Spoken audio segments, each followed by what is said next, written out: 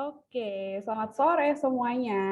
Nah, hari ini kita balik lagi di acara asik, Ayo Siapkan Impian Kamu. Nah, hari ini aku Nia yang akan temenin kalian semua buat seru-seruan bareng nih hari ini. Tapi aku nggak sendiri. Nah, hari ini aku ditemenin sama Mbak Dewi.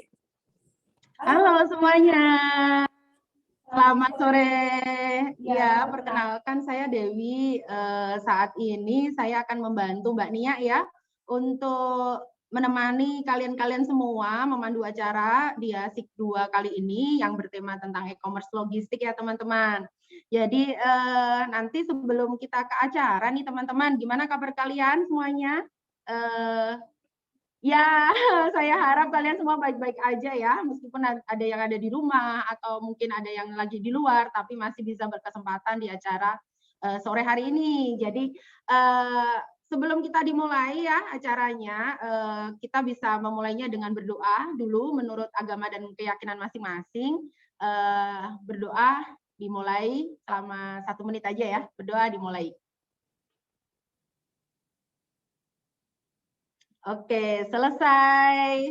Nah, setelah kita berdoa nih, teman-teman semua, kita akan melakukan polling nih, agar ini Mbak Dewi sama Mbak Nia tuh tahu kira-kira kalian ada dari mana sih? Mungkin ada yang dari Aceh atau dari Medan, atau mungkin ada yang dari Yogyakarta seperti saya. Nah, silahkan untuk di-share, ada di depan kalian, sharing pollingnya. Oke, kalian kalau sudah bisa melihat, bisa langsung ke bagian laptop kalian ataupun dari handphone kalian masing-masing, adik-adik semua. Ada 3 pertanyaan, jenjang pendidikan, kelas, dan asal kota. Ayo, jadi yang belum langsung isi ya semuanya, teman-teman. Kalau Mbak Dewi lihat ini ada 18 orang yang sudah join. Nah, kira-kira sudah ada berapa yang aktif untuk langsung mengisi polling? Ayo, diharapkan mengisi polling dulu sebelum acara bisa dimulai. Oke, buat teman-teman yang mungkin udah isi, itu jangan lupa ditekan tombol submit ya teman-teman, karena di paling bawah tuh ada tombol submitnya. Jadi jangan lupa diklik, nanti biar jawabannya bisa masuk ke kita. Boleh langsung diisi aja.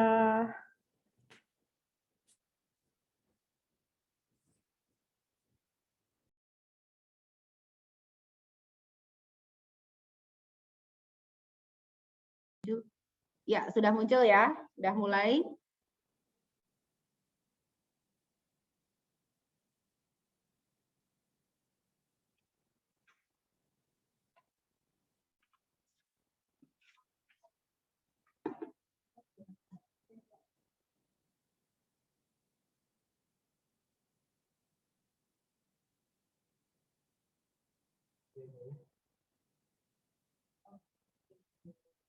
Apakah sudah semuanya? Oke. Nah, di sini kita lihat hasilnya ya, ternyata kebanyakan dari SMA nih, tapi ada beberapa juga teman-teman kita yang dari SMK.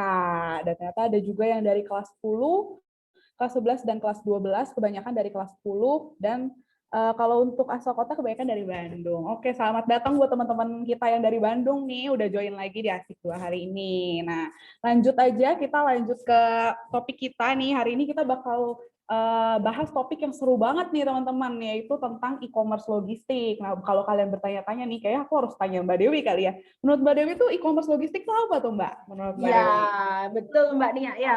Jadi kalau kita nih sama teman-teman atau saya sendiri nih yang merasa bahwa kalau ketika saya tahu judul ini e-commerce logistik, itu di benak saya itu pasti jual beli online. Apakah seperti itu Mbak Nia? Bener banget nih. Kebetulan aku juga suka belanja online ya. Mbak Dewi suka belanja online nggak nih Mbak Dewi? Kalau itu nggak perlu ditanyakan lagi Mbak. Pastinya pernah dan agak sering nih sejak saya di Jakarta nih untuk beli-beli online. Nah, tapi apakah e-commerce logistik itu hanya terkait dengan jual beli online atau sebenarnya lebih luas daripada itu ya Mbak? Nah, untuk teman-teman semua yang masih tetap berkenan nih, berkeinginan tahu kira-kira apa sih e-commerce logistik, jangan lupa tetap pantau terus dan kalian bisa nanti di tengah-tengah menanyakan beberapa pertanyaan, karena kami nanti kalau ada pertanyaan yang menarik sekali, kami akan memberikan hadiah. Nah, nanti hadiahnya apa dari panitia akan disampaikan hadiahnya. Ya, begitu kan Mbak Nia? Bener banget pastinya. Nah, jangan lupa teman-teman di akhir acara itu kita akan ada quiz. Jadi aku mau ajak kalian semua yang ngedengerin nih, jangan lupa didengerin baik-baik, dilihat PPT-nya dengan baik. Terus kalau kalian ada yang penasaran nih mau nanya apa, kalian boleh banget langsung tanya nih. Karena kita punya pemenang untuk pertanyaan terbaik dan yang menang quiz nanti. Kayak gitu. Nah, selanjutnya kita punya pembicara yang keren-keren banget nih Mbak Dewi hari ini. Kita ada siapa nih Mbak Dewi? Oke, betul sekali Mbak Nia. Karena kita pengen tahu lebih jauh tentang apa itu sebenarnya e-commerce logistik. Hari ini kita kedatangan dua narasumber yang sangat-sangat luar biasa di bidangnya. Beliau narasumber pertama kita ini basically dia berasal dari IT dan beliau juga berasal dari manajemen. Nah, di mana e-commerce itu sebenarnya integrasi dua itu. Nah, terus yang kedua kita juga ada pembicara dan khususnya dari logistik. Kalau kalian pernah tahu beliau dari kawan lama. Nah, saat ini saya persilahkan yang pembicara pertama yaitu Pak Priyo. Insya Allah sudah bergabung ini Pak Priyo. Nah, Hai. sudah bergabung ya ini. Saya sebelumnya ya Pak akan membacakan CV terlebih dahulu mengenai Bapak. Beliau ini merupakan lulusan Master Professional Computing dari University of Southern Queensland, Australia pada tahun 2003. Selanjutnya beliau menamatkan yang tahun 2018 ya Pak, masih sangat baru tapi udah lama juga sih, 4 tahun yang lalu. Ini dari doktor di Research in Management Strategic dan Growth. Nah, bagusnya beliau ini saat ini adalah Ketua Program Studi Magister Manajemen Teknologi di Universitas Multimedia Nusantara. Nah, expertise beliau ini terkait dengan digital transformation salah satunya. Jadi pas banget di acara saat ini kalian akan belajar ataupun mengetahui seluk-beluk apa itu e-commerce. Nah, jadi kalau kalian masih tertarik, sangat-sangat tertarik, maka kalian harus mendengarkan pemaparan dari Pak Priyo. Pak Priyo, apakah sudah siap? Bisa di-sharekan dulu dari panitia ya untuk PowerPoint-nya. Siap, siap. Iya. Sudah siap, Pak? Nah, Yep. silahkan Pak Priyo dapat memaparkan presentasinya selama 10 menit sebelum kita berlanjut nanti. Ya, terima kasih Pak, monggo. Oke, terima kasih Mbak Dewi. Salam kenal semua. Tadi seperti Mbak Dewi sudah panjang lebar memperkenalkan saya. Nama saya Priyo ya. Jadi kalau kita bicara mengenai e-commerce tadi kan pasti bicara masalah belanja lah segala macam. Cuman memang ini kalau bahasa Indonesia ini kadang-kadang jadi membuat satu pengertian yang kurang tepat sebenarnya ya. Sehingga memang saya mencoba untuk ngebedain ini antara commerce sama trading gitu ya, sama trade gitu ya. Jadi sehingga memang teman-teman semua di sini juga tahu bedanya, sehingga pada akhirnya juga tahu, oh ternyata e-commerce itu sesuatu yang yang berpotensi sekali gitu ya ke masa depannya. Dan ini bukan bicara masalah cuman jualan aja sebenarnya. Jadi kalau saya coba untuk ngebedain sebenarnya kan ada dua kata-kata dalam bahasa Inggris itu yang disebut nama commerce sama trading. Nah ini kalau dibuka kamusnya nih artinya mirip-mirip nih ya, pedagang, niaga dan seterusnya gitu ya. Tapi kalau kita perdalam lebih, kalau kita coba menelaah lebih dalam lagi, ya ternyata ini memang beda ya. Jadi kalau trade itu ya mungkin kalau kita itu sebagai masyarakat tuh dulu tuh awalnya memang bicaranya itu pertukaran komoditi ya. Dulu tukar-tukaran dulu ya pada saat masa purba kali ya ataupun masa lalu gitu cara kita untuk hidup itu adalah saling bertukar ya barang dan seterusnya. Nah, trading ini bicara mengenai prosesnya ya, proses untuk jual belinya atau pertukaran komoditi dengan pertimbangan ataupun uang ataupun sejenisnya. Nah, ini kalau dibilang di slide saya bilang bahwa ini adalah aktivitas sosial sebenarnya ya. Jadi hubungan antara pembeli dan penjual. Dan memang kalau kita bicara hanya bisnis ataupun kegiatan trade atau jual beli, ya ini tentu saja yang dibutuhkan adalah kamu punya lapak, punya toko, jual di mana, di pasar mana gitu.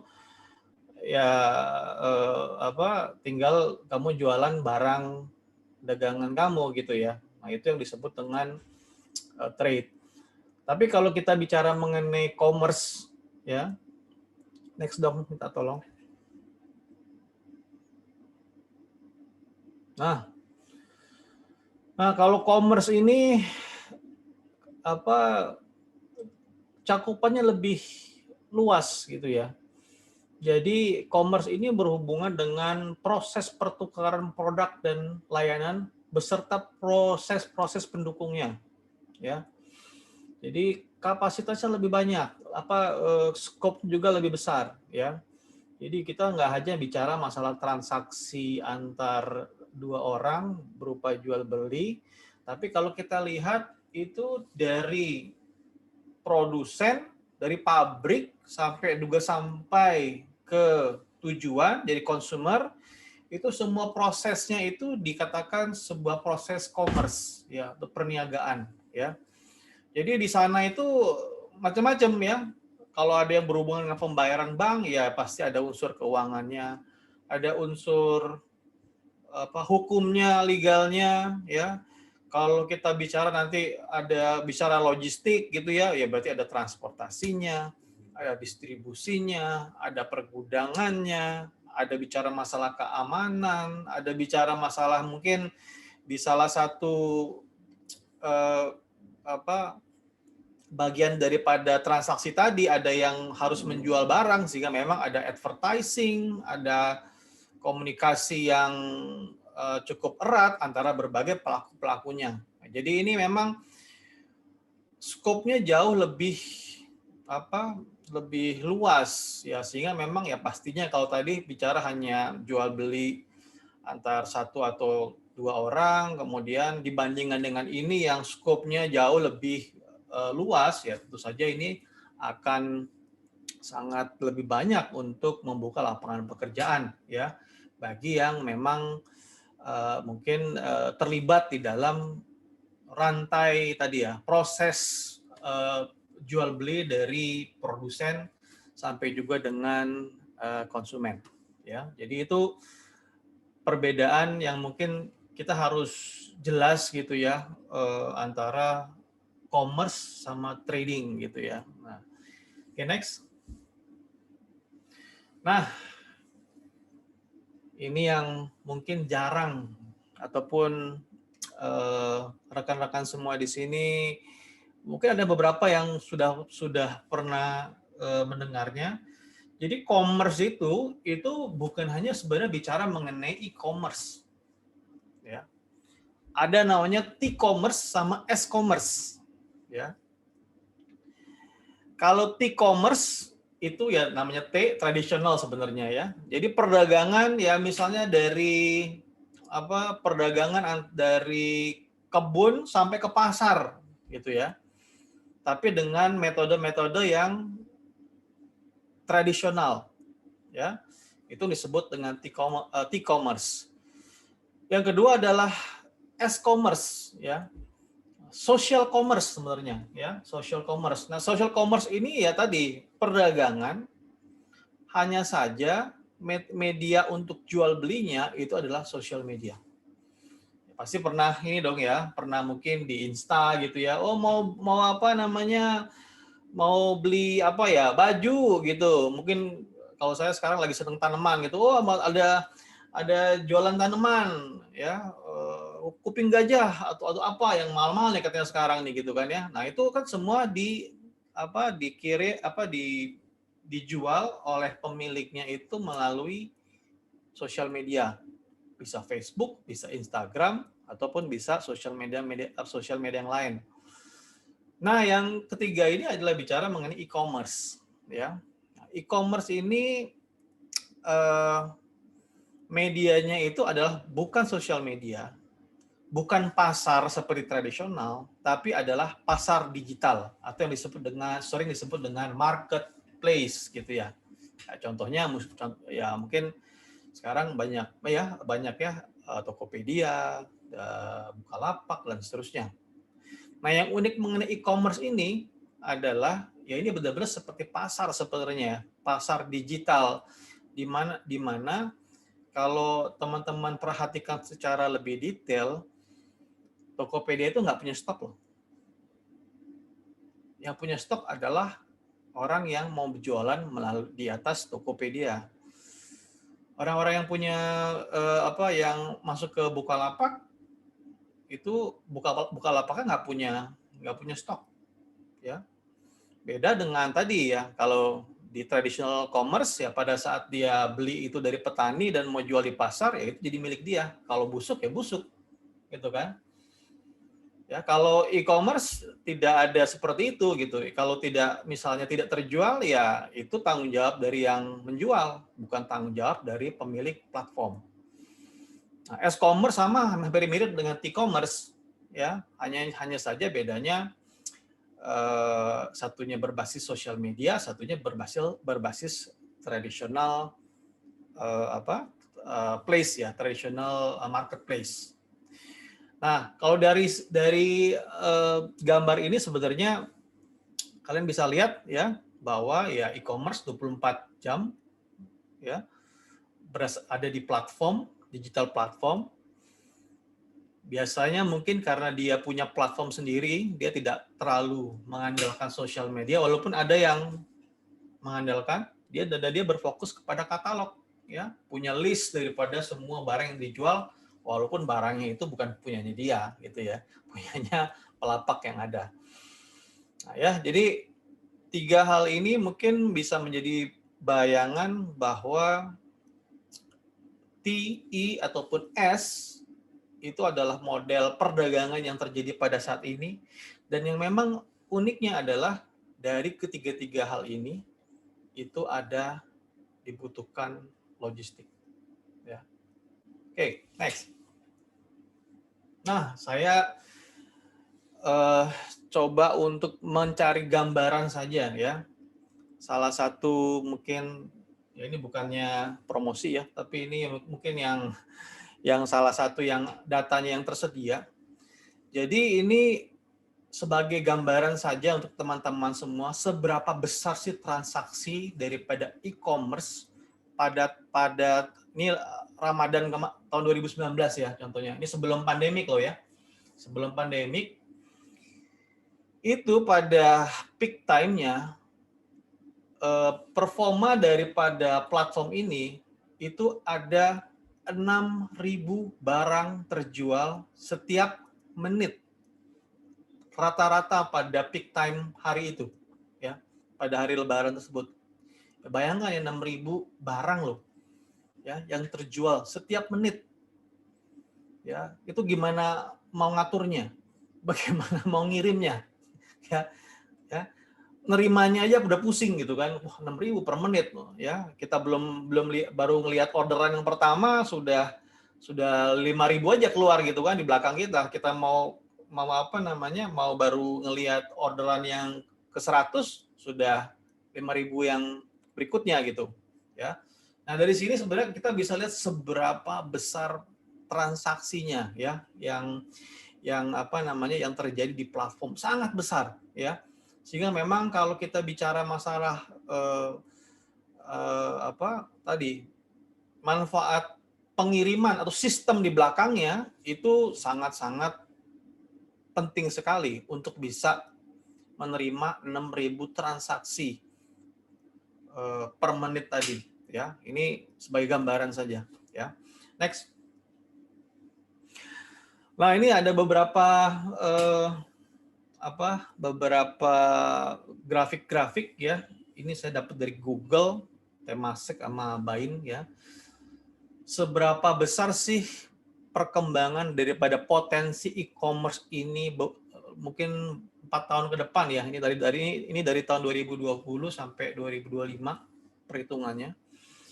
Jadi e-commerce itu akan bertumbuh 21%. Ya. Memang pertumbuhannya tidak setinggi daripada online travel ataupun transport and food business. Ya. Ya, kalau dilihat kan online travel itu 36% tuh dari 2020 sampai 2025 ya. Ya, tapi dari sini sebenarnya kita juga bisa ngeliat batangnya itu paling besar adalah e-commerce.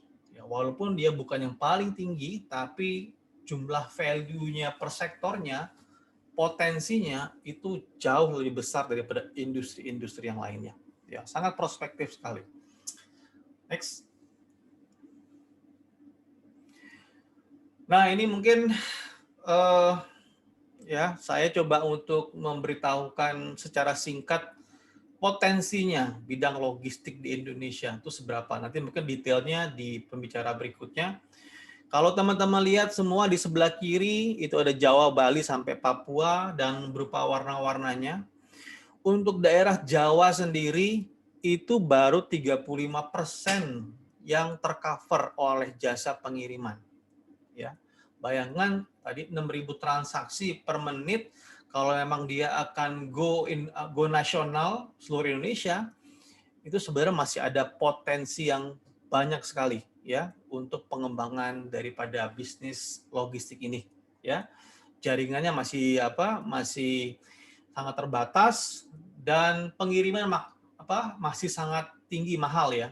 Sehingga memang Pak Presiden kita memang melihat bahwa ini salah satu prospek yang besar sekali yang sebenarnya bisa bertumbuh untuk bicara masalah coverage-nya. Kedua adalah bicara masalah bagaimana mengurangi biaya daripada pengiriman. Next, mungkin. Oh ya, ini terakhir. Ini mungkin berikutnya ini sekilas saja mengenai teknologi-teknologi ya. Dari online to offline O2O, ada AI, AR, ya chatbot dan seterusnya ya. Mungkin nanti kita bisa diskusi lebih lanjut di belakang mengenai pemanfaatannya. Next. Oke, jobnya apa nih? Ya, untuk potensi daripada e-commerce. Nah, ini kalian bisa lihat nih ya. E-commerce itu bukan hanya bicara mengenai lokal ya, tidak coverage-nya lokal. Nasional, regional, internasional ya. Ini saya coba lihat ya bahwa job ini bisa ada 3 bagian, dari yang ngebuat sistemnya, yang memonitor sistemnya atau memanage sistemnya, dan terakhir adalah yang mengoperasikan. Dan itu mengcover semua sektor ya, dari bicara masalah HR, dari bicara masalah product development, dari bicara masalah IT ya. Hanya saja konteks perusahaannya adalah perusahaan e-commerce. Next. Oke, saya rasa ini slide saya terakhir kalau tidak salah ya. Jadi ya potensinya sangat besar sekali sebenarnya e-commerce ini untuk kita bisa ataupun rekan-rekan semua ini bisa melihat ini menjadi opportunity ke depan. Demikian. Terima kasih Mbak Dewi. Sorry agak kelewat sedikit waktunya. Terima kasih Pak. Oke, terima kasih banyak Pak Priyo buat presentasinya. Tadi aku juga baru tahu tuh ya ada e-commerce, ada e-commerce, itu baru banget aku tahu tadi Pak Priyo ngomong. Oke, next kita punya pembicara juga yang nggak kalah kece nih. Kita punya Pak Sugi Purnoto SEMM nih. Nah, beliau merupakan General Manager Logistik dari Kawan Lama Group. Buat kalian yang nggak tahu nih Kawan Lama Group itu apa, kalau kalian pernah beli Chatime atau kalian pernah belanja ke Satware, nah itu semuanya merupakan bagian dari Kawan Lama Group nih teman-teman. Nah, beliau juga mengambil Magister Management di Unkris di tahun 2007, kemudian mengambil Certified of Supply Chain Manager from BNSP di tahun 2016. Nah, tanpa berlama-lama lagi, kita langsung sambut aja mendengarkan presentasi dari Pak Sugi. Selamat sore Mbak Dewi, Mbak Tania, Mas Ivan. Terima kasih untuk kesempatan yang sudah diberikan kepada saya untuk memberikan sharing dalam acara asik kita yang kedua berkenaan mengenai e-commerce untuk adik-adik kita yang ada di pendidikan SLTA supaya mereka bisa memahami secara singkat saja apa itu e-commerce, apa itu online, apa itu juga logistik.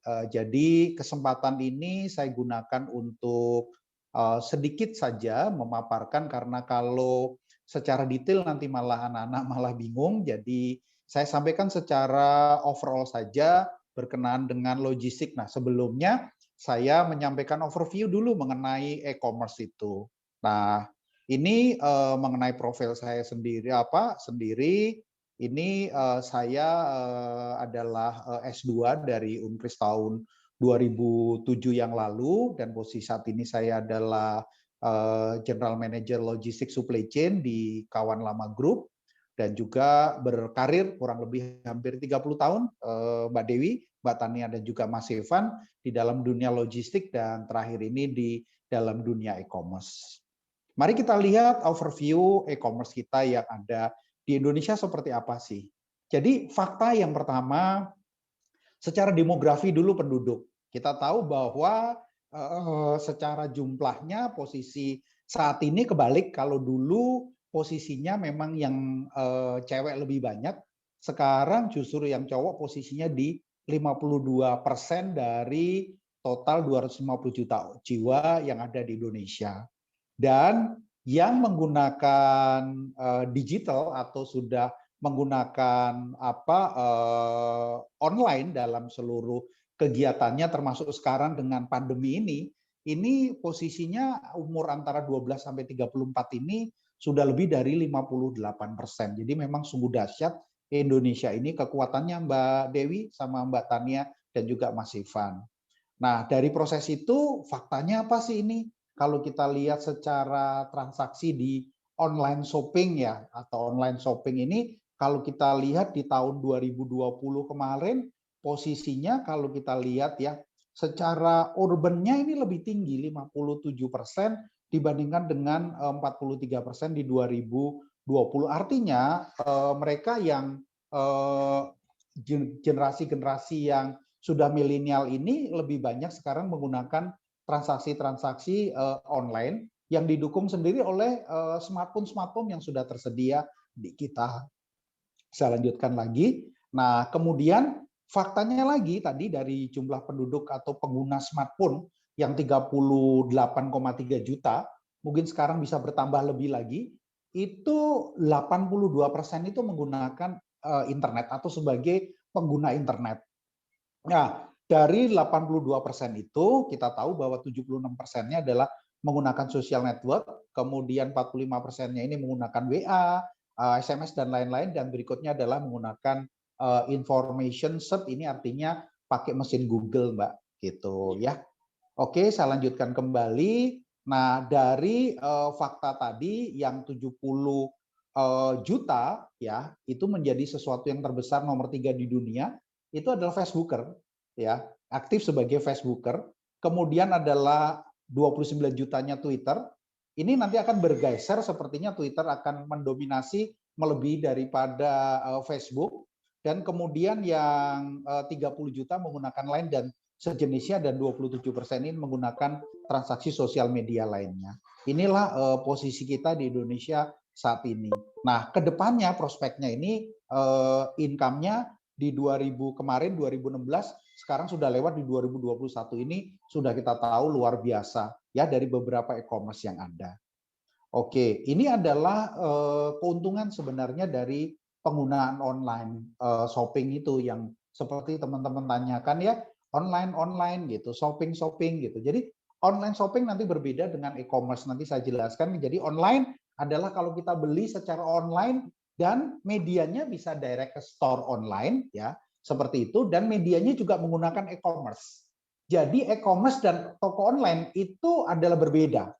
E-commerce itu bagian dari online, tapi online sendiri belum tentu e-commerce. Seperti itu. Jadi toko-toko yang menjual online seperti kita beli direct ke toko melalui Facebook dan lain-lain, itu bukan e-commerce, tetapi mereka adalah toko online itu sendiri. Seperti itu. Ini proses bagaimana proses e-commerce itu dilakukan? Proses e-commerce itu dilakukan secara garis besarnya adalah adanya satu perusahaan, dan e-commerce itu terdiri dari 3 bagian. Mbak Dewi dan juga Mas Evan dan juga Mbak Tania. Apa itu Pak, kok terdiri dari 3 bagian? Yang pertama, e-commerce itu adalah totally 100% retail. Maksudnya apa nih Pak Sugi gitu lah, 100% kok retail? Artinya seluruh barang yang dia jual itu milik dia sendiri, Pak. Contoh misalnya, langsung saya buka aja, bukan promosi, Zalora misalnya. Zalora itu sebagai salah satu retailer yang menjual aparel ya. Jadi kalau ini adik-adik mau beli sepatu ya, adik-adik mau beli baju gitu ya, outfit bahasa kerennya sekarang, itu ke Zalora itu memang punya dia sendiri. Itu yang disebut dengan namanya totally perusahaan sebagai retail. Yang kedua itu adalah sebagai posisinya adalah marketplace. Apa itu marketplace? Jadi kalau marketplace, para retailer ini hanya menyediakan konten atau platform bahasanya. Makanya kalau YouTuber itu jualan konten-konten. Nah, di marketplace ini mereka menyediakan platform. Nah, siapa sih Pak ini? Contoh adalah Tokopedia, ya. Itu 100% adalah marketplace. Terus siapa lagi Pak? Blibli. Cirinya di mana Pak Sugi gitu ya? Cirinya adalah ketika teman-teman beli, itu belinya tidak dari Blibli. Ya, adik-adik ini mau belanja di Tokopedia, itu bukan Tokopedia yang jual, tetapi yang jual adalah para retailer. Ini bedanya tadi Mbak Dwi. Jadi online itu bisa berdiri sendiri sebagai online shop begitu, tapi online juga e-commerce. Gitu. Dia paralel bisa jualan dua-duanya, dan sebagai e-commerce dia begitu bisa banyak mengcover kepada mengikuti member daripada e-commerce yang lain. Yang penting dia menggunakan nama company atau nama toko yang berbeda. Kalau tokonya sama nggak bisa. Jadi toko sama misalnya sudah ikut Blibli, terus toko yang sama ikut Shopee nggak bisa. Toko yang sama ikut Tokopedia atau ikut Bukalapak nggak bisa. Gitu. Jadi tokonya harus berbeda. Itu yang kedua. Jadi saya ulangi tadi, yang pertama tadi adalah full totally retail, yang kedua adalah totally marketplace, nah yang ketiga gabungan antar retailer sama marketplace. Jadi barang-barang tertentu, contoh misalnya Lazada, barang-barang tertentu itu miliknya Lazada, dia impor sendiri dari China begitu. Tetapi barang-barang yang lainnya itu dari vendor atau dari retailer. Contoh paling gampang, kalau adik-adik mau beli motor nih misalnya, ya mau beli motor di tempatnya Lazada, itu bukan motornya Lazada gitu loh, itu motornya dealer-dealer yang kerjasama dengan Lazada. Nah itu yang disebut dengan namanya penggabungan antara marketplace dengan retailer. Jadi saya jelaskan di sini bahwa e-commerce itu ada 3 tadi. Ada yang full retailer, yang kedua full marketplace, dan yang ketiga adalah menjadi kombinasi antara retailer dan marketplace.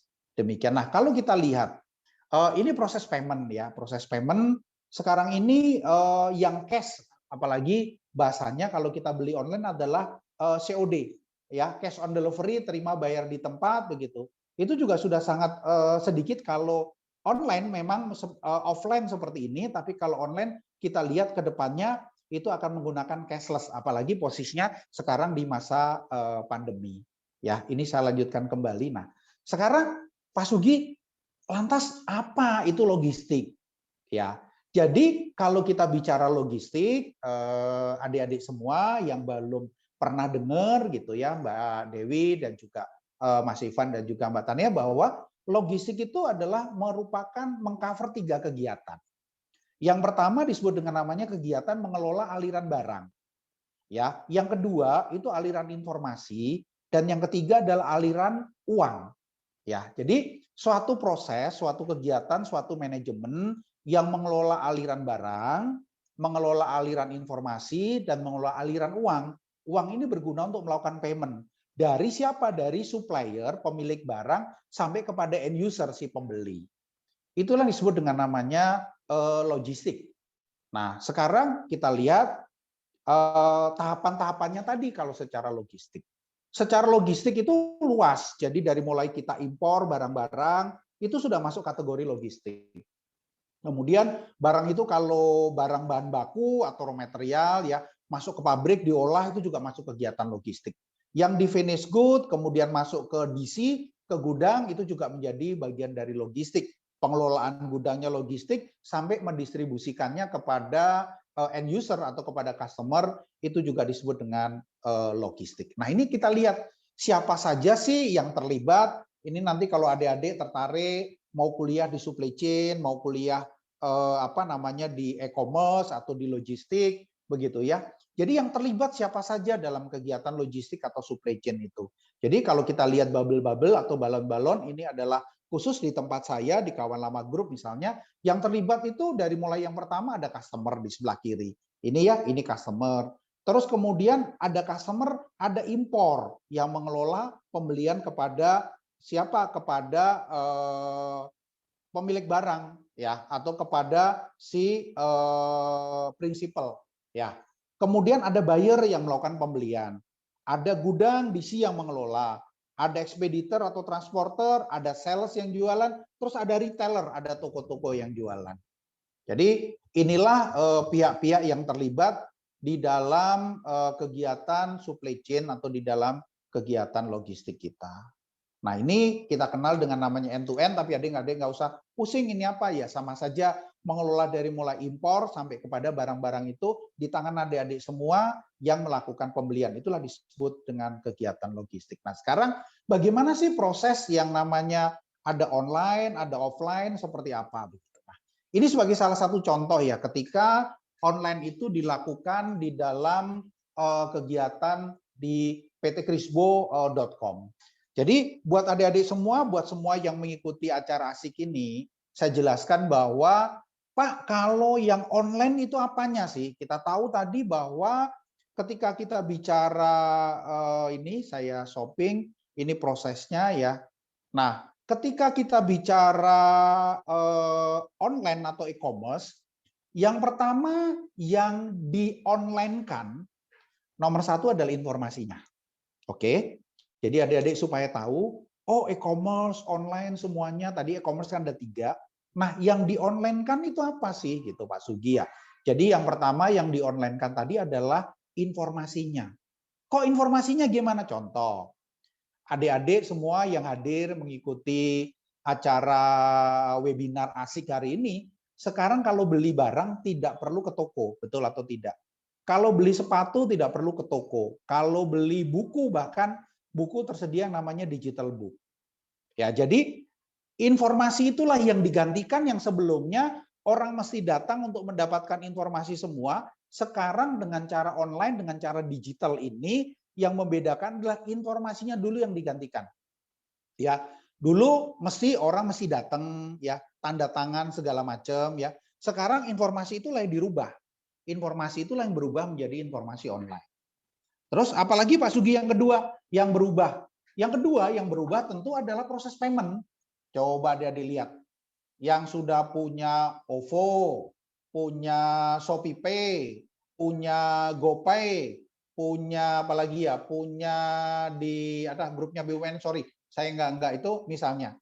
Semua transaksi pembayaran ketika Anda melakukan transaksi di whatever e-commerce-nya, ya, ketika Anda melakukan pembayaran, Anda bisa membayar dengan dompet digital. Betul kan? Dengan anggaplah misalnya yang paling gampang dengan OVO misalnya. Kalau Tokopedia itu nge-link dengan OVO, begitu Anda transaksi, seperti saya transaksi, dicek dulu. Saldo di OVO ada nggak? Cukup dibayarnya langsung dari OVO, langsung motong. Anda dapat cashback atau Anda dapat poin dari situ. Ya, jadi 2 hal yang di-online-kan, itu tadi yang pertama informasinya. Yang kedua adalah payment-nya gitu. Itu yang kita bicara online tadi, kita bicara e-commerce tadi. Nah, yang barang fisik tidak bisa gitu loh. Fisik barang itulah fungsi logistik. Sekarang Anda lihat, ketika Anda membeli itu ada pilihan kan? Ada pilihannya apa nih Pak? Pertama, Anda milih ekspres 6 jam. Kena biaya agak mahal, misalnya 30.000. Ya, kemudian Anda minta ekspres same day.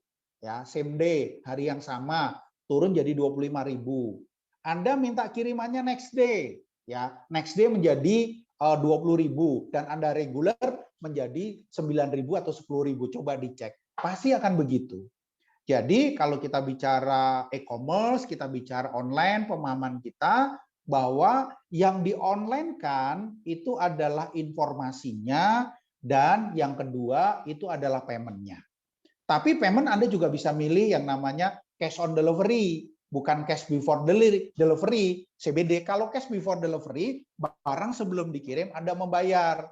Tapi kalau cash on delivery, Anda terima barang, baru Anda bayar. Anda tinggal memilih mana yang Anda gunakan untuk proses pemilihan ini. Ya, berikutnya adalah yang prosesnya berbeda. Jadi kalau order offline, ada proses administrasi banyak yang mesti dipenuhi. Anda membeli, nunggu kirim kapan, betul ya? Nanti baru dilakukan pengiriman. Nah, ini contoh lead time delivery-nya ya, bisa lama. Nah, ini kalau offline, lihat nih prosesnya. Adik-adik lihat nih, ribet kalau offline. Ya, offline ada penawaran harga, membuat penawarannya, ada PO, ada tawar-menawar, input di sistem, proses 3 hari baru dikirim. Ya, online itu 1 hari. Ini salah satu contoh bagaimana supaya adik-adik tahu kok kenapa sekarang berubah. Nah, ini gudangnya seperti ini ya untuk proses orang picking semuanya secara offline. Nah, ini proses-proses secara sistem semuanya dilakukan, nah, tahapannya begitu panjang sehingga proses ini menjadi lebih lama dibandingkan dengan e-commerce atau proses online. Nah, ini kita lihat ya, proses offline sama proses yang kanan B2B ini artinya online. Orang mesti lihat katalog, salesman-nya visit, lihat. Tapi kalau untuk yang online tinggal lihat di webnya aja. Masuk ke web Anda. Kan Anda masuk kemana? Marketplace-nya siapa? Tokopedia. Masuk ke webnya Tokopedia melalui apa? Melalui yang terinstall. Ya kan? Melalui yang terinstall, tinggal kita lihat ya kan di Play Store kita install. Dari situlah kita proses. Data-data kita insert di situ, semuanya data kita melakukan kita transaksi. Ya, jadi demikian Mbak Dewi ya, Mas Ivan sama Mbak Priya mengenai e-commerce, mengenai online buat pemahaman buat adik-adik kita. Jadi kalau e-commerce tadi kuncinya tadi berbeda dengan online ya. Jadi e-commerce itu bagian dari bisnis online, itu kunci yang pertama. Di dalam e-commerce sendiri itu posisinya tadi ada 3. Ada yang posisinya totally memang dia sebagai retailer, dia jualan barangnya dia sendiri. Yang kedua dia sebagai marketplace, dia nyediain saja. Kemudian yang ketiga adalah dia gabungan. Nah, kalau ditanya misalnya sampai ke dalam, Pak, lu itu marketplace income-nya dapat dari mana? Dari diskon adik-adik. Jadi semua retailer itu diminta diskon harga oleh si marketplace-nya. Entah 10%, entah 15%, entah 20%, tergantung daripada nego. Terus Pak, kalau saya beli sampai misalnya bebas ongkos kirim atau free ongkir misalnya, itu sudah di cover di dalam harga barang. Jadi tidak ada yang gratis adik-adik. Ke toilet saja bayar deh, apalagi kirim barang. Itu sudah di cover tergantung dari tujuan. Jadi apakah covernya di situ sudah 25.000 atau 15.000 in average ya. Karena kan ada yang jarak jauh, ada yang jarak dekat ya. Itu sudah di cover. Dan ketika ongkir, semua pilihannya pengirimannya adalah reguler. Anda tidak bisa milih free ongkir, mintanya 6 jam sampai. Mintanya 1 hari sampai nggak bisa. Rata-rata bisa 3 hari, 4 hari, bahkan ada yang seminggu. Free ongkir untuk kirimannya. Nah, itu dilakukan secara reguler. Ya, demikian presentasi dari saya. Ya, terima kasih Pak Sugi. Wah, sangat menarik sekali ya. Pak Sugi sudah sangat komplit banget dari awal apa itu e-commerce sampai ke logistik dan bagaimana hubungannya antara e-commerce dengan logistik. Nah, pasti teman-teman sudah mendapatkan banyak insight ya, baik dari Pak Priyo maupun dari Pak Sugi. Nah, sangat menarik sekali. Tadi sebelumnya saya sama Mbak Nia itu sampai berpikir-pikir kira-kira apa sih, kenapa sih e-commerce sama logistik itu bisa disatukan?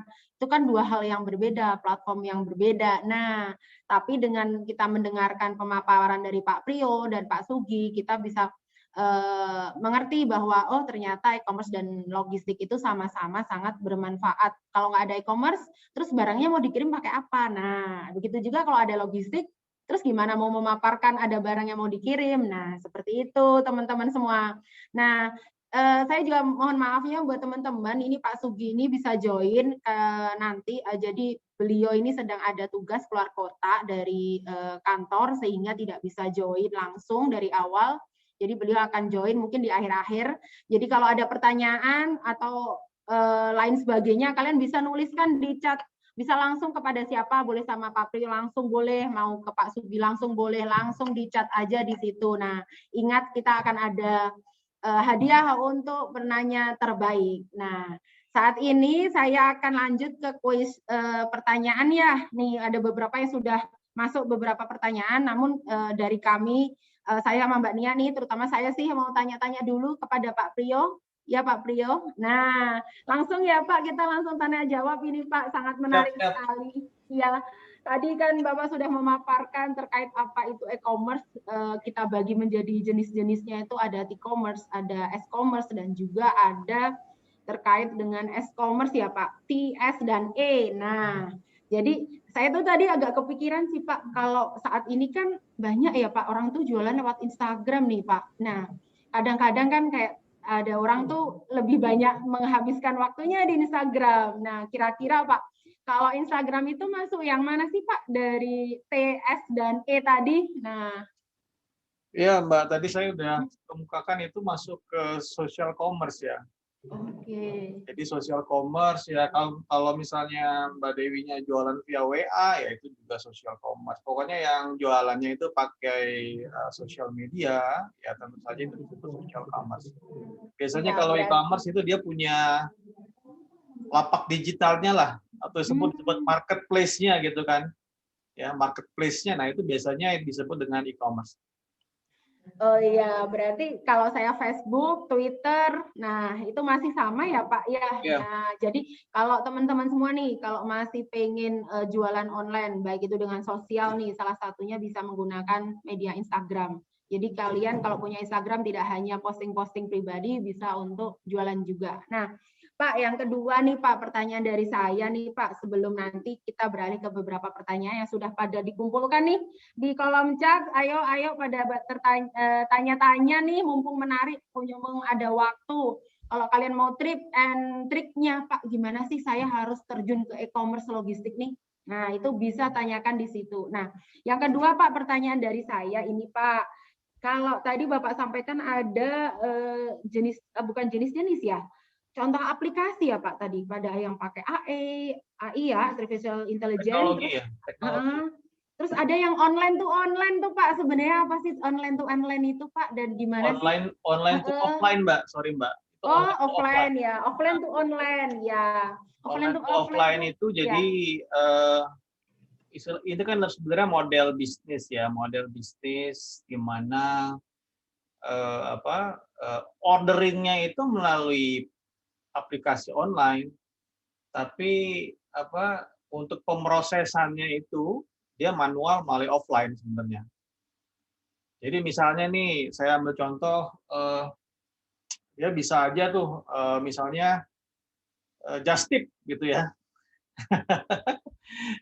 Iya, menarik saat ini ya Pak, Just Tip, Pak, itu dia keren pakai online gitu kan kirimnya. Nah, cuma dia nanti pada saat dia ya karena namanya juga nitip ya. Namanya nitip kan gimana cara di online kan gitu. Nah, itu dia pakai offline gitu lah yang mau pakai.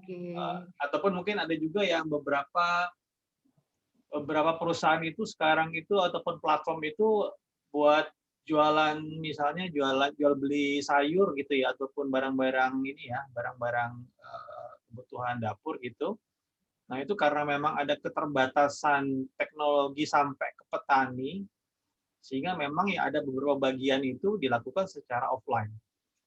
Oke, wah menarik itu Pak, ide bisnis yang sangat luar biasa. Jadi kalau saya nih di perumahan nih, ibu-ibu tuh kan banyak yang mau beli di pasar ya Pak. Daripada setiap ibu-ibu itu ke pasar dalam kondisi COVID kayak gini, itu mendingan ada salah satu yang mengadakanlah ada namanya Just Tip, ataupun bisa beli sayur dan lain sebagainya lewat saya tulis saja WA, mari ibu-ibu. Nah, seperti itu teman-teman. Nah, itu social commerce itu Mbak, namanya Mbak. Oh iya. Kalau kita nggak ada website dan nggak ada marketplace ya Pak, pakai WA aja. Bisa dilakukan.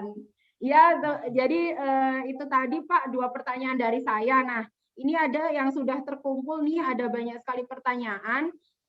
ini bisa disampaikan oleh Mbak Nia ya. Mbak Nia, kira-kira dari siapa dulu yang akan disampaikan pertanyaannya? Dan ini khusus ya, karena ini adanya Pak Priyo dulu, jadi Pak Priyo akan menjawab.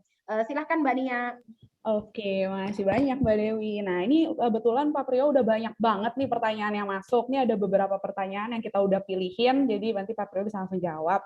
Nah, ini yang pertanyaan pertama itu semua terkait dengan online shop nih. Mungkin banyak teman-teman kita di sini yang mungkin punya online shop nih nanti di rumah. Nah, di sini ada yang nanya, Pak Priyo, apa sih keuntungan dengan kita melakukan ads? Mungkin maksudnya kayak ads yang berbayar kali ya, Pak. Nah, apakah efektif dalam menjual produk kita dan bagaimana sih Kak cara mentarget ads kita agar tepat sasaran? Nah, itu pertanyaan pertama. Ada pertanyaan selanjutnya itu masih terkait online shop. Jika kita ingin membuat online shop, apakah membuat website sendiri itu bisa sama menguntungkannya dengan membuat toko atau sarana toko online nih Pak? Mungkin maksudnya apakah membuat website atau masuk ke Tokopedia itu sama menguntungkan atau beda nih Pak? Mungkin boleh langsung dijawab aja. Oke, ini ada pertanyaan satu lagi yang di atasnya belum nih. Ini bisa dijawab juga nih, apa enggak nih? Mengenai pandangan bisnis e-commerce. Boleh, Bapak, boleh. Silakan. Oh, ini jadi banyak ya. Oke, saya coba jawab satu persatu ya. Yang pertama dulu nih, kita urutan aja nih ya di chat ya. Kak, apakah tanggapan Kakak mengenai pandangan bisnis e-commerce itu perang harga? Apakah strategi akan terus berlanjut? Ya Kak, jawabannya adalah, jadi memang kalau ini sebenarnya pilihan ya, pilihan dalam arti kalau kita bicara mengenai bisnis cara kita berbisnis dan kita meletakkannya itu di platform ya, itu memang ada kecenderungan akan selalu perang harga ya. Perang harga sampai 50 perak pun kalau bisa itu akan terjadi gitu ya. Nah, apakah strategi ini akan terus berlanjut ya? Nah, ini sebenarnya adalah policy-nya ataupun kebijakan daripada pemilik platform. Ya. Jadi pemilik platform itu kalau kalian coba bandingkan itu seperti yang jagain pasar. Ya, yang jagain pasar. Orang boleh jual apa aja di sana dengan harga yang masuk akal. Ya.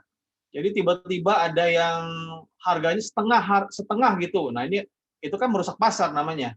Ya kan? Nah, biasanya kalau kemarin sudah ada beberapa kasus tuh ya di beberapa platform itu yang dia banting harga sedemikian rupa setengah harga ya. Ada yang nipu juga kan ya kalau nggak salah. Nah, itu pasti akan pemilik daripada platform itu akan intervensi. Apakah dia akan memperingatkan, apakah dia akan menutup atau menegur, memanggil, memeriksa.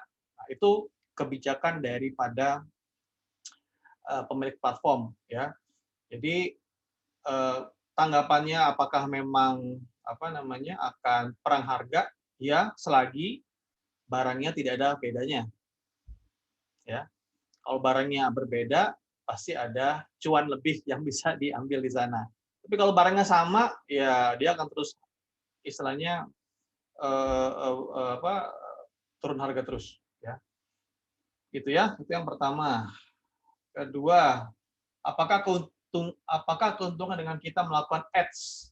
Oke, digital ads saya asumsi ya. Jadi digital ads tentu saja kita mencoba untuk mentargetkan skala daripada pasar yang lebih luas. Ya, itu yang pertama. Kedua adalah digital ads ini, karena ini digital, kalau tadi dilihat di teknologi yang dipakai di e-commerce itu ada namanya personalized technology ya. Jadi kamu bisa menargetkan spesifik target market untuk yang hanya bisa melihat advertising tersebut. Ya. Jadi benar-benar targeted. Semakin kamu bisa menargetkan daripada target customer-nya, semakin berpotensi untuk dilihat dan dibeli. Ya.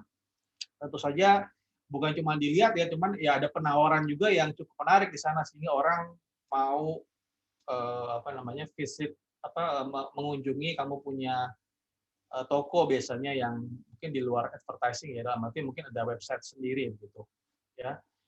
Bagaimana sih Kak cara mentargetkan ads kita agar tepat sasaran? Nah, ini pertanyaannya susah gampang nih ya. Ya, susahnya itu adalah saya nggak tahu produknya apa ya.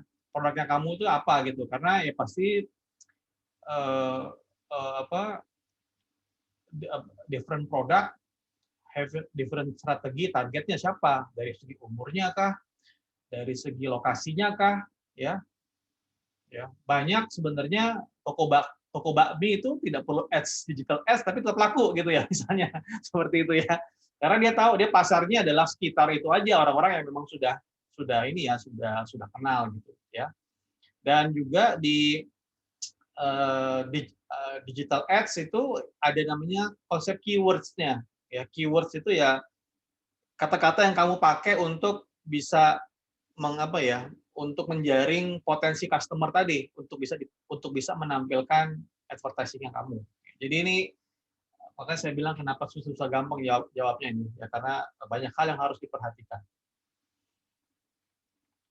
Oke, terakhir, jika kita ingin membuat online shop, apakah membuat website sendiri bisa sama menguntungkannya dengan membuat toko di sarana toko online? Pasti jawabannya bisa. Selagi memang kamu punya diferensiasinya, punya perbedaannya yang dibutuhkan oleh customer yang bersangkutan. Ya. Malah sebenarnya kalau kamu mau pakai online shop ataupun mau pakai platform e-commerce, sebenarnya harusnya dari segi kalau cuannya ya lebih tinggian punya website sendiri sebenarnya, karena ya pasti tadi kan kalau di platform itu ada potongan-potongan pastinya kan. Cuman memang ya tadi cover customer yang bisa melihat itu jauh lebih besar ya, sehingga kamu tidak perlu mengeluarkan advertising yang terlalu terlalu banyak gitu. Karena semua orang udah ngumpul di sana gitu kan, tinggal ada tandanya aja bahwa oh ini ada produk ini dan ini tidak ada di tempat lain gitu kan, dan orang lain butuh, wah udah orang pasti akan beli semua gitu. Oke deh, terima kasih banyak Pak Priyo. Jadi keuntungannya sebenarnya lebih untung gabung ke platform orang ya Pak ya, karena emang udah disediakan audiensnya gitu ya Pak ya, dibanding kalau misalnya mungkin pakai website sendiri kita harus lebih menjual gitu, karena bangun dari awal kayak gitu. Nah mungkin Mbak Dewi ada pertanyaan lagi yang sudah disampaikan sama teman-teman kita di kolom chat. Oke, ya nih Pak. Tadi kan sudah disebutkan ada 3 pertanyaan dari awal ya Pak ya, terkait dengan beberapa pertanyaan. Nah, ini ada baru-baru ini nih Pak, ada pertanyaan dari Ales John Antonius ya. Nah, ini terkait dengan kira-kira Pak, kondisi ini kan sedang pandemi nih Pak. Nah, tentunya pembelian di e-commerce itu sangat meningkat, tapi di slide Pak Priyo tadi dituliskan bahwa Indonesia itu masih kurang di bidang logistiknya. Nah, pertanyaannya kenapa bisa seperti itu Pak? Nah, kira-kira apa sih yang bidang logistik di Indonesia sedang menurun? Sorry Mbak, tadi agak sedikit freeze, boleh ulang terakhir pertanyaan mengenai apa tadi? Mengenai, saya udah baca sih, cuman seperti apa yang... Oke. Yang pertanyaannya adalah ini Pak, terkait dengan pembelian di online e-commerce, dan e-commerce ini sangat meningkat saat ini karena kondisinya sedang pandemik ya Pak. Ya. Nah, cuman kenapa bisa menyebabkan penurunan pada bidang logistik pengiriman? Dan kalau menurut saya sih pertanyaannya di Indonesia sih Pak. Tadi kan compare-nya dengan luar ya Pak. Kalau luar mah kegiatan logistik dan sebagainya itu tinggi. Nah, cuman kalau di Indonesia kenapa itu bisa rendah sih Pak? Nah, ini pertanyaan dari Alexandro. Sebenarnya saya nggak bilang bahwa di Indonesia itu logistiknya rendah loh ya. Kalau kalian perhatikan, salah satu bisnis yang tidak berhenti pada saat pandemik ini adalah logistik ya. Walaupun ya mungkin diam-diam aja kali ya. Semua orang pada tutup, logistik diam-diam aja ya, karena memang tetap berjalan gitu ya bisnisnya gitu. Jadi dibilang tidak bis logistik itu stop sih enggak sih, atau menurun sih enggak, harusnya malah meningkat sebenarnya ya.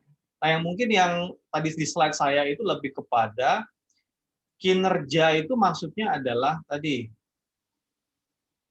dari segi biaya, pembiayaan misalnya, ya, pembiayaan itu logistik Indonesia tuh mahal, ya. Kalau mungkin di luar negeri itu, misalnya kamu beli harga 100.000 barang gitu ya, itu di Indonesia itu bisa sampai ke kita itu 110, 115.000. Dalam arti ada 15% apa namanya penambahannya gitu ya.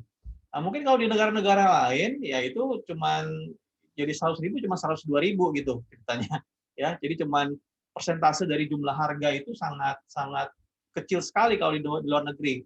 Ya ini tentu saja dipengaruhi oleh ya infrastrukturnya tadi ya, kemudian juga tadi ada coverage-nya ya.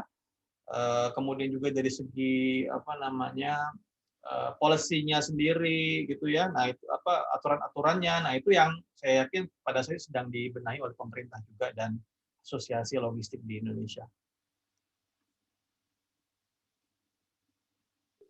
Ya, benar Pak. Kalau saya lihat nih Pak, yang terbaru ini ya Pak, salah satu penyedia logistik. Mungkin teman-teman nih, kalau tipenya kayak saya nih yang sukanya belinya di online tuh selalu cari yang paling murah pengirimannya. Nah, baru-baru ini kan kita kalau lihat ada Si Cepat ya Pak, sering menawarkan cuma 6.000, 5.000 pengiriman. Cuma benar apa yang disampaikan oleh Pak Priyo bahwa di Indonesia ini kondisinya itu adalah karena masih mahal biaya pengiriman. Jadi kalau kalian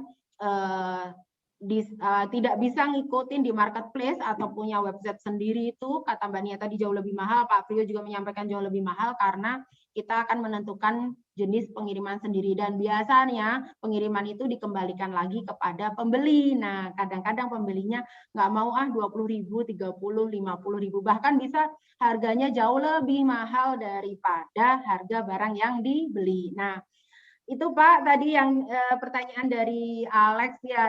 Ada lagi pertanyaan dari mana lagi Mbak Nia? Ada lagi nggak Mbak Nia pertanyaan dari teman-teman yang belum kejawab? Ini sebenarnya ada pertanyaan untuk Pak Sugi, cuman beliaunya belum join ya, jadi belum kami bisa jawab. Mungkin ada pertanyaan dari siapa lagi Mbak Nia? Oke, di sini ada satu lagi pertanyaan, sebentar. Nah, di sini ada yang nanya nih, sore Kak, saya mau nanya, di zaman pandemik ini banyak orang yang susah untuk memulai bisnis dikarenakan banyak pesaing e-commerce seperti yang dapat menaikkan penjualan pada masa pandemi seperti ini. Memulai bisnis yang dikarenakan banyak pesaing. Nah, e-commerce seperti apa sih yang dapat menaikkan penjualan pada masa pandemi seperti ini? Nah, mungkin Pak Priyo boleh langsung jawab. Oke, kalau buat meningkatkan sih apa? Saya melihat sih bukan di masalah di cara e-commerce-nya ya. Ya, maksudnya kalau misalnya social commerce gitu ya, tentu saja biasanya itu dalam kalangan yang lebih sempit gitu ya. Karena ya kayak contoh tadi misalnya orang suka jualan tanaman, ya itu tentu saja dia akan menargetkan orang-orang yang punya hobi gitu ataupun juga memiliki tinggal di daerah-daerah yang yang tidak jauh gitu ya dari tempatnya. Nah, yang mungkin lebih penting itu adalah ya produk kamu dengan produk yang lain bedanya apa? Itu aja sih sebenarnya yang lebih penting ya. Karena balik lagi ya, e-commerce ataupun e-commerce atau traditional commerce itu lebih kepada kendaraannya ya sebenarnya ya. Kamu jualan di atas itu gitu ya. Kalau e-commerce itu jadi pasar, kemudian e-commerce itu bentuknya platform, ya kalau yang satu lagi yang bentuk sosial media gitu ya. Jadi itu lebih kepada vehicle-nya, tapi yang lebih penting adalah tadi produk kamu apa yang kamu bisa banggakan yang berbeda dengan yang lain, sehingga memang tidak ada perang harga sebenarnya jadinya terakhirnya. Iya, terima kasih ya Pak terkait dengan penjelasan tadi. Mbak Nia, ada pertanyaan lagi?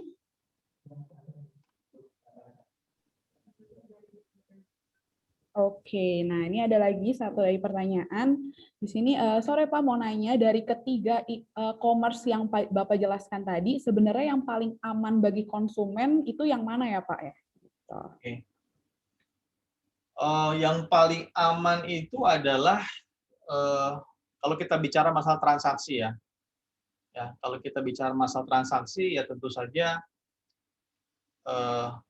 itu yang menurut saya yang e-commerce, karena kamu datang ke pasar ngelihat barangnya gitu ya, kemudian kamu kalau kalau barangnya misalnya sayur ada yang busuk gitu ya kamu balikin pada saat itu, kalaupun kamu bisa tolak gitu ya.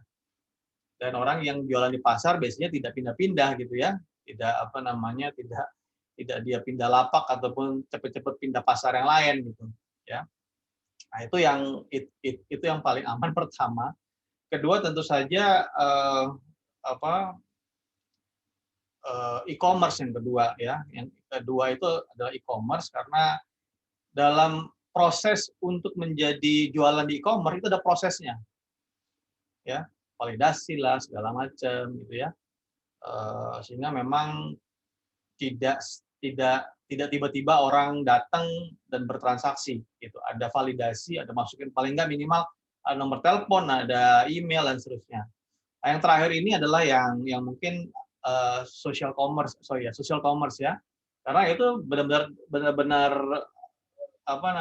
benar-benar publish di Facebook gitu ya, yang kita nggak tahu juga validasinya apakah itu tokonya benar atau tidak, tuh ya. Jadi itu sih ya urutannya ya, T, E sama yang terakhir S. Terima kasih Pak Priyo. Ya, ini saya langsung yang melanjutkan ya Pak. Tadi kalau kita lihat bahwa yang terbagi itu ada T, ada E, dan S ya Pak.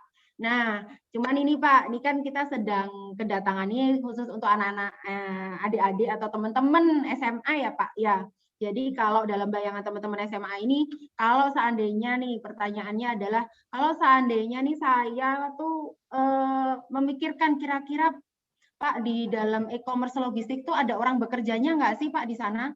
Gitu loh Pak. Terus kalau saya nih mau kompeten di e-commerce logistik ini, atau aku pengen kompeten di e-commerce, kira-kira aku bisa jadi apa? Mau kemana dan bagaimana sih? Nah itu gimana Pak? Kalau untuk untuk adik-adik dan teman-teman SMA ya Pak ya? Ya tentu saja ada orangnya. Ya, tapi kerjanya apa aja sih? Kan kalau kita lihat apa jadi kurir gitu tuh loh, Pak. Oke. Nah, ini tadi tentu saja kan kita bicara mengenai komplit tadi kalau di slide-nya pembicara yang satunya itu ada cycle-nya ya. Dari barang tersebut dikirim masuk ke warehouse, kemudian sampai juga dikirim lagi sampai di tujuan ya, itu kan satu chain ya, satu rantai. Tentu saja semua semua yang berhubungan dengan logistik, dari warehouse, dari transportation ya, itu berpengaruh ya, ataupun istilahnya bisa menjadi lapangan kerja ya, yang langsung berhubungan dengan core-nya logistik ya. Tapi tentu saja saya coba ngebaginya itu adalah yang core logistik, kedua adalah role-role pendukungnya ya, ataupun pekerjaan pendukungnya ya. Kalau kita bicara e-commerce logistik, tentu saja akan dicari orang yang tahu mengenai core logistiknya, tapi juga tahu mengenai teknologinya. Ya, kalau dia balik lagi nih masih juga pendukung nih ya, pendukung itu ada juga ya pasti kan ada HRD-nya, ada marketingnya, ya, ada back office operation-nya.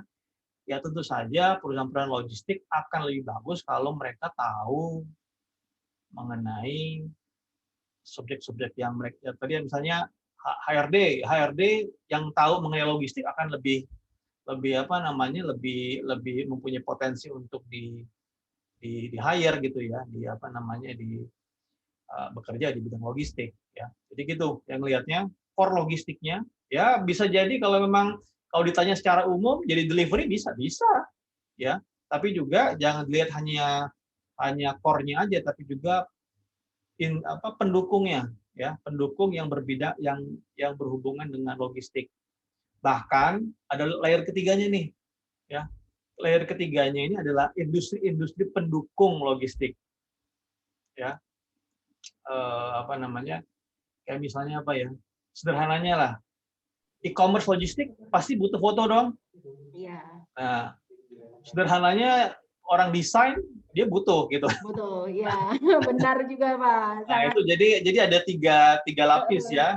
Core Iya. logistik role-nya, pendukungnya, sama role-role yang di Role-nya sekitar. lainnya.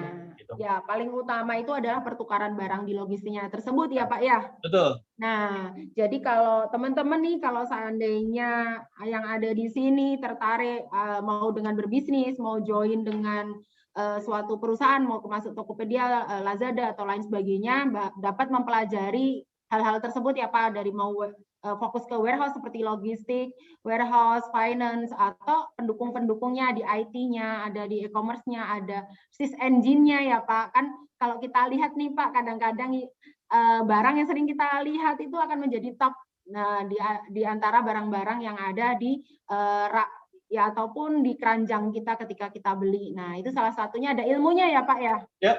Nah, ini. Nah, Mbak Priyo ini kan karena pakarnya ya. Jadi kalau Pak, gimana sih biar barang-barang yang selalu tampil di Lazada saya adalah barang-barang yang harganya paling murah. Nah, bisa jadi ada caranya ya, Pak ya. Atau jualan saya nih biar selalu ada di halaman paling mukanya Tokopedia. Gitu gimana, Pak? Memang itu ada pertanyaannya, Mbak ya? Oh, nggak ada. Ini pertanyaan dari saya. Kira-kira kan itu menarik untuk anak-anak teman-teman ini, Pak, SMA, Pak. Ini supaya saya tidak menjual platform tersebut. Ya. Dalam setiap, jadi gini, kamu bicara masalah Tokopedia, bicara masalah mungkin yang mendunia pun, misalnya ya. AWS misalnya ya, Amazon misalnya gitu ya. Amazon, AWS. Itu di dalamnya itu ada algoritma untuk searching, namanya search engine optimization-nya, tapi konteksnya bukan seperti Google ya, tapi lebih kepada buat produk. Nah, itu ada kriterianya. Ya. Saran saya sih coba dilihat kriterianya apa ya. Kadang-kadang kayak ambil contoh misalnya masalah deskripsi aja itu bisa menjadi bisa menjadi aspek yang membuat produk kita itu jadi lebih naik dibandingkan yang lainnya. Ya, bisa jadi juga ada yang bicara masalah lebih kepada seringnya di visit ataupun dikunjungi ya, diklik gitu ya. Nah, pasti kan itu berbicara mengenai penawarannya, mengenai desain produk barangnya, ya, cara ngambil picture-nya bagaimana, sehingga memang itu menjadi menarik.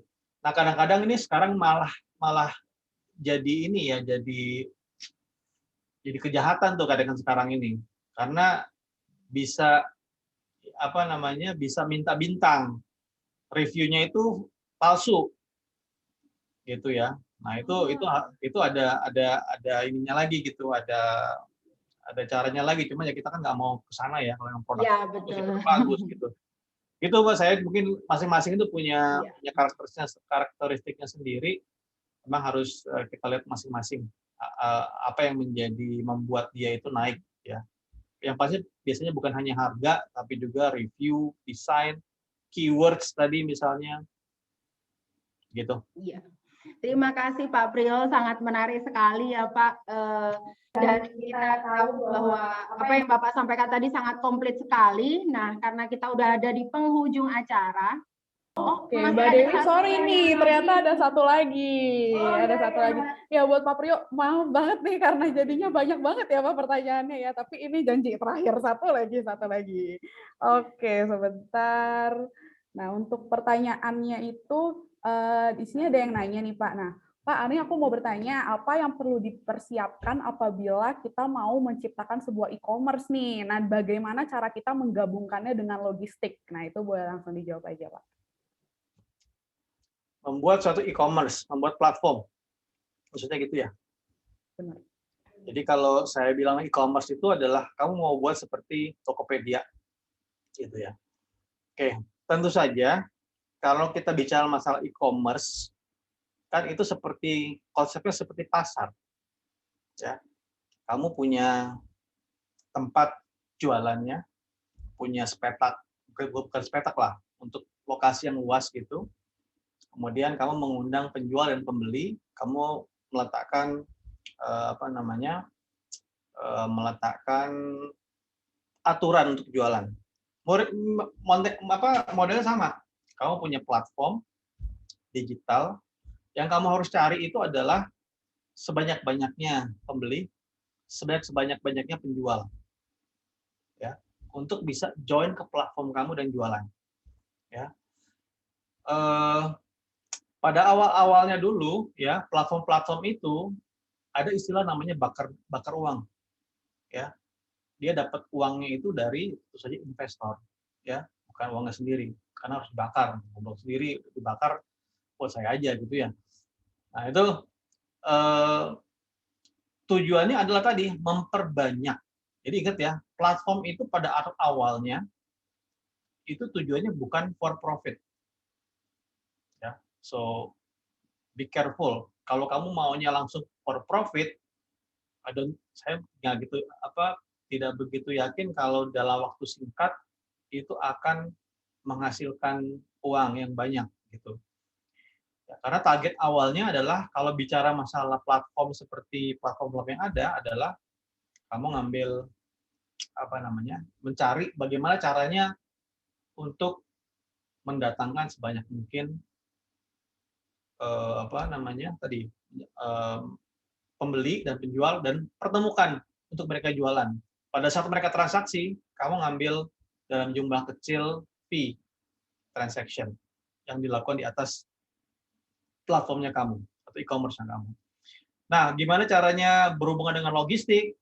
Ya, sekarang itu perusahaan-perusahaan logistik itu sudah membuka kayak connect namanya tuh bahasa tekniknya tuh API ya, Application Product Interface. Jadi seperti pintu gitu untuk mengkonekkan sistemnya kalian dengan sistemnya logistik.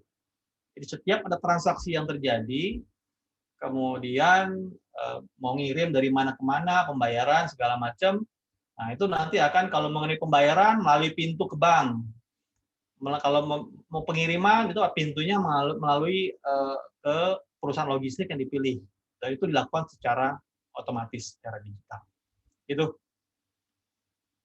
Oke, baik Pak Priyo, terima kasih banyak jawabannya. Aku juga baru tahu gitu ya, kayak ternyata kalau mau bangun e-commerce tuh harus gak boleh mikirin untung dulu ya Pak pertamanya, karena kan emang dari awal banget nih. Oke, makasih banyak sebelumnya Pak Priyo udah mau jawab pertanyaan kita yang banyak banget ini. Kita mau lanjut langsung ke acara selanjutnya nih. Jadi buat kalian tadi yang udah dengerin presentasinya Pak Priyo, presentasinya Pak Sugi, dan udah nanya juga, mungkin boleh langsung disiapkan, mungkin tadi ada yang nyatet, boleh disiapkan catatannya, kita mau langsung mulai kuisnya nih hari ini. Nah, untuk kuisnya itu kita akan dipandu langsung oleh Evan. Oke, silakan Evan. Oke, terima kasih banyak Nia dan Mbak Dewi dan juga Pak Priyo. Oke, teman-teman, sebelum kita sebentar lagi ya, sudah hampir di akhir penghujung acara, kita mau main dulu nih. Kita mau kuis. Kuis itu menggunakan kuis Kahoot. Oke, teman-teman pernah main Kahoot semua kan? Pastinya. Nah, teman-teman, silakan buka di kahoot.it ya. Nanti masukin ini game pinnya 8658137. Dan yang menang nanti tiga pemenang urutan 1 2 3 akan mendapatkan voucher OVO senilai 100.000. Tetapi syaratnya namanya itu harus pakai nama asli, nggak boleh nickname ya. Jadi harus namanya, misalnya aku William Evan, ya udah William Evan gitu. Jadi ketahuan oh ini benar sebagai saya. Oke, teman-teman sudah siap? Ditunggu. Silakan buka kahoot.it-nya dan masukkan PIN-nya 8658137. Ayo ditunggu. Sudah ada Patricia Natali. Lalu ada siapa lagi ini? Kita tunggu ya. Ada oke.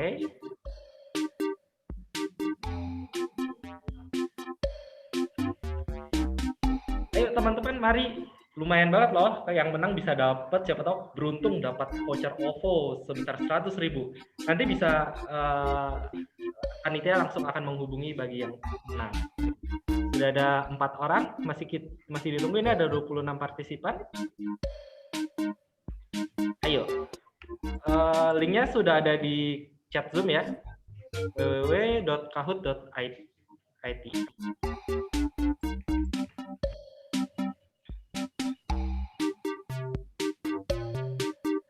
Oke, kita tunggu lagi sebentar teman-teman. Sudah ada 8 yang join.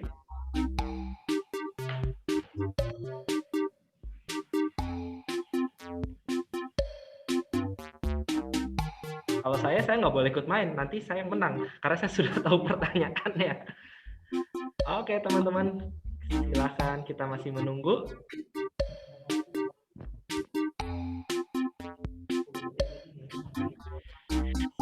15 detik lagi ya, habis ini berapapun yang main akan langsung join ya.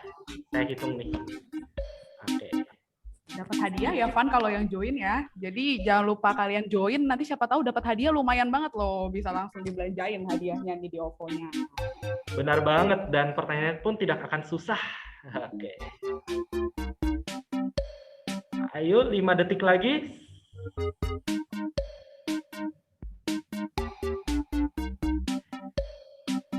Oke, ya sudah, kita bermain 10 teman ini saja ya. Nanti teman-teman yang lain siapa tahu beruntung mendapatkan voucher ketika tadi yang sudah bertanya.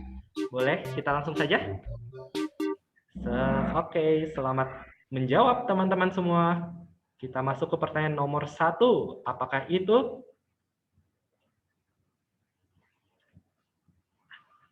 Oke, e-commerce itu merupakan industri yang berkembang paling tinggi dibandingkan dengan industri yang lainnya. Benarkah, salah, tidak tahu, atau peduli amat? Silakan dijawab langsung. Ternyata semua menjawab benar, satu peduli amat, tapi jawabannya salah.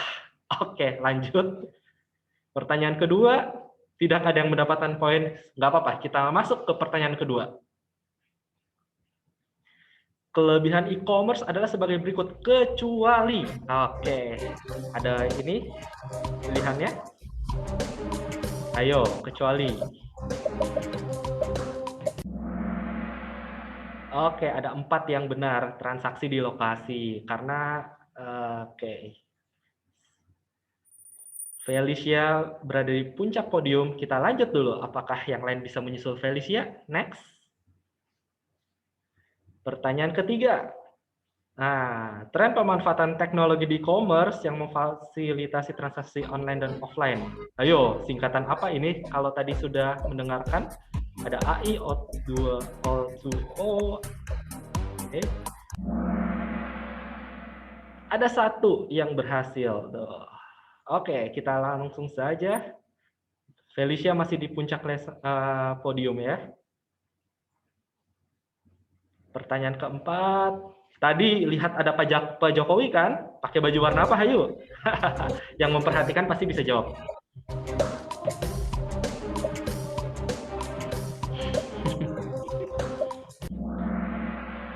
Ternyata 4 orang memperhatikan Pak Jokowi nih. Oke, selanjutnya. Felicia masih memimpin. Kita lihat selanjutnya. Oke, pada slide trade tadi ibu-ibu penjual itu menjual apa tuh? Apakah kecap, sawi putih, ikan, atau telur?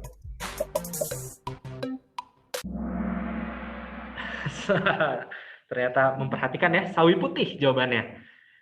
Oke, kita lanjut. Ayo, yang lain masih ada kesempatan untuk menyusul. Berikut yang dimaksud dengan logistik kecuali. Jangan sampai terjebak.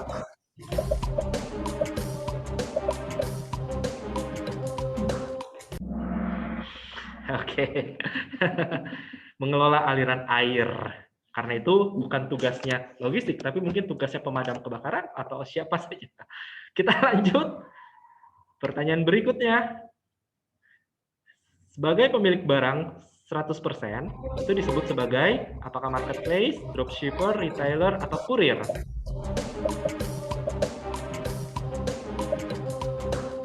Jawaban yang benar adalah disebut sebagai retailer. Kita lanjut pertanyaan terakhir. Masih ada kesempatan untuk Alis dan Mario Cahyana, siapa tahu bisa naik ke juara 3. Kita langsung saja pertanyaan terakhir. Next.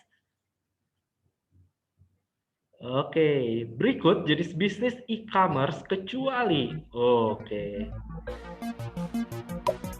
Kecuali apa? Mari kita lihat jawabannya. Kecuali toko kelontong. Baik. Dan ternyata pemenangnya juara 3 adalah Seronia. Selamat. Dan yang kedua adalah Patricia Natali. Juara 1 adalah Felicia. Yes. Oke, nanti 3 pemenang ini bisa nanti kami akan hubungi. Terima kasih sudah ikut Kahoot-nya. Saya kembalikan ke MC. Oke deh, thank you banget Evan. Kita udah seru-seruan banget dan selamat buat 3 orang yang udah menang. Kalian bakal dihubungin nih sama tim kita nanti buat dapetin hadiah OVO-nya nih langsung. Lumayan bisa buat jajan. Oke, kita udah sampai di penghujung acara nih teman-teman. Kita udah mau selesai. Nah, jangan lupa teman-teman di kolom chat itu ada link evaluasi. Kalian bisa banget isi buat siapa tahu asik-asik selanjutnya akan jadi lebih asik nih teman-teman karena kalian isi evaluasinya. Nah, buat teman-teman yang mungkin masih, Kak, kenapa udah selesai, padahal mau ikut lagi, masih ada nggak sih asik-asik lain nih? Nah, buat teman-teman yang mau kayak gitu, bisa banget langsung follow di @vokasi-multimedia-nusantara, karena semua info asik itu bakal ada di situ, teman-teman. Jadi, masih ada asik-asik berikutnya nih. Sekarang mungkin Mbak Dewa ada yang mau disampaikan? Oh ya, terima kasih. Ya, kalau kita lihat nih, kita masih ada asik-asik selanjutnya dan pastinya saya ucapkan terima kasih sekali kepada Pak Priyo sudah hadir ya Pak untuk memberikan pemaparan dan juga tanya jawab dari teman-teman semua. Itu sangat menarik sekali dan berharap besok kita akan ada asik-asik selanjutnya bisa menghadirkan Pak Priyo kembali ataupun dengan narasumber lainnya yang lebih asik. Dan jangan lupa kalian juga follow di Instagram Vokasi Multimedia Nusantara dan kalian tetap amati dan ikutin di Instagram tersebut kalau nanti kita adain acara-acara yang lebih asik daripada ini. Nah, sebelum diakhiri acara kali ini ya teman-teman semua, silahkan bagi teman-teman yang menggunakan komputer ataupun handphone atau laptop untuk menyalakan kamera. Kita akan berfoto dulu dengan Pak Priyo sebagai narasumber dan kita ya Mbak Nia ya, kita silahkan teman-teman semua untuk aktifkan ya foto. Kita akan foto, bervideo, akan dipandu oleh Mas Rain ya. Iya, kita bakal foto bareng dulu teman-teman. Jadi langsung aja buat Rain, langsung dipimpin untuk foto bareng kita hari ini. Oke, terima kasih Mbak Dewi dan Mbak Nia untuk waktu yang diberikan. Oke teman-teman, sekarang kita akan masuk ke sesi foto-foto. Untuk yang belum menyalakan kamera, dan dimohon untuk menyalakan sebentar aja. Untuk waktu semenit aja, nggak lama kok. Ayo, yang belum. Joan, Felicia, Sylvie, Ivana, Stefan, Aurelia, Barbie. Ditunggu sebentar lagi. Oke, Joan udah join. Ayo, siapa lagi yang belum menyalakan? Sebentar aja.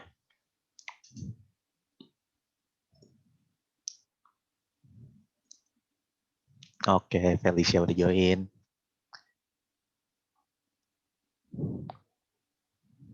Oke, Sylvie juga udah join. Aurelia join. Valerina, Ivana, dan Steven mungkin.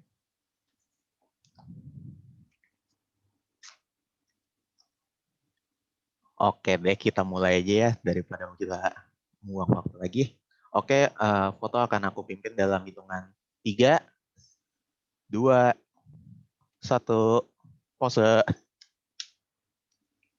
Oke, sekali lagi ya, ganti gaya.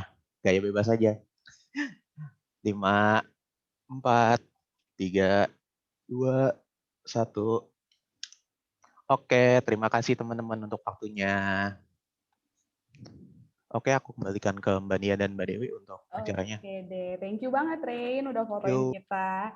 Ya, jadi ini udah sesi terakhir teman-teman. Thank you banget buat kalian semua yang udah join. Makasih juga buat Pak Priyo yang udah bersedia hadir dan ngasih kita materi banyak banget nih. Jadi kita tahu banyak juga soal e-commerce logistik. Nah, jadi habis ini aku Nia akan undur diri. Mbak Dewi juga. Sampai jumpa di asik berikutnya. Bye-bye. Bye-bye. Terima kasih semuanya. Terima kasih. Terima kasih.